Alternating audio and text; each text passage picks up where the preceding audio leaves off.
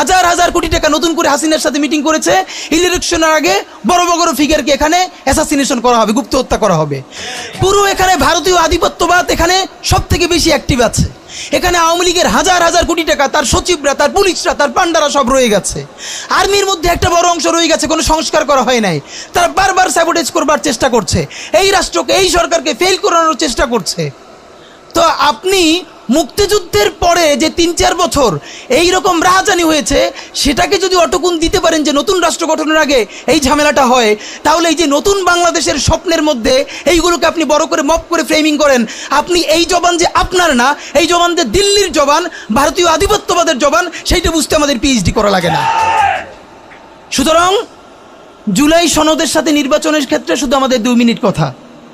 নির্বাচন হতে হবে। আমি একটু ভদ্রতার সাথে এবং শ্রদ্ধার সাথে বিনয় আমি জানাচ্ছি যে ভাইরা যেটা বলেছেন সকল দল মিলে আগামী 20 বছর নির্বাচন না হোক, না, এটা আমরা চাই না। আমরা নির্বাচন চাই। মানুষ গত 16 বছরে ভোট দিতে পারে নাই। মানুষ আনন্দ নিয়া শীতের সকালে বাচ্চা কাচ্চাকে কুয়াশার মধ্যে লাইন দিয়ে দাঁড়াই থাকবে, ভোট দিবে। আমরা সেই বাংলাদেশ দেখতে চাই। আমরা নির্বাচন চাই, নির্বাচন হতেই হবে।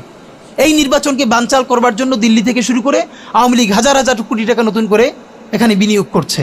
নির্বাচন লাগবে। তবে আমাদের প্রশ্ন হলো, সেই নির্বাচনের ম্যান্ডেট হবে কি? এখানেই আমাদের কথা। কোনো ধরনের আপোষ ছাড়াই নতুন নির্বাচন হইতে হবে জুলাই সনদের ভিত্তিতে। এইটাই আমাদের কথা। জুলাই সনদের ভিত্তিতেই নির্বাচন হতে হবে এবং জুলাই সনদের বৈধতা নির্বাচনের আগেই দিয়ে সেইটার ভিত্তিতে নতুন নির্বাচন হবে, যেই নির্বাচনের ম্যান্ডেট থাকবে নতুন সংসদে নতুন বাংলাদেশের জন্য আমাদের রাজনৈতিক দলগুলো মিলে নতুন সংসদের নতুন সংবিধান উপহার দিবে।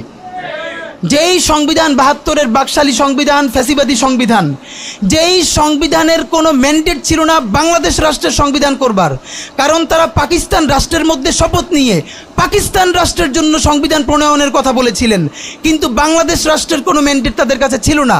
তারপরে তারা সংবিধান রচনা করেছেন, এরপরেও তারা একটা সেই সংবিধানকে লেজিটিমেট করবার জন্য একটা গণভোট দেন নাই। এরপরে যারা 73-এর একটা ভোট চোরের নির্বাচন দিয়েছে, সেই 73-এর নির্বাচনের ভোটের ইশতেহারের মধ্যেও তারা এই সংবিধানকে তারা লেজিটিমেসি দেন নাই, ইশতেহারে রাখেন নাই। সেই সংবিধানকে যুগের পরে যুগ আমরা বয়ে বেড়াবো, সেই দায়বদ্ধতা তো আমাদের নাই। এবং সেই সংবিধান কেমন ফ্যাসিস্ট সংবিধান করা হয়েছে, যেইটার সাংবিধানিক ভিত্তি দিয়েই আপনি একটা কথা বলতে পারবেন। এই যে সবাই বলে আইনের কথা, বলেন তো পারলে একটা কথা, হাসিনা কোনটা বেআইনি কাজ করছে? না, হাসিনা একটাও বেআইনি কাজ করে নাই। সে সমস্ত হত্যা, গুম, খুন এই সংবিধানের আইন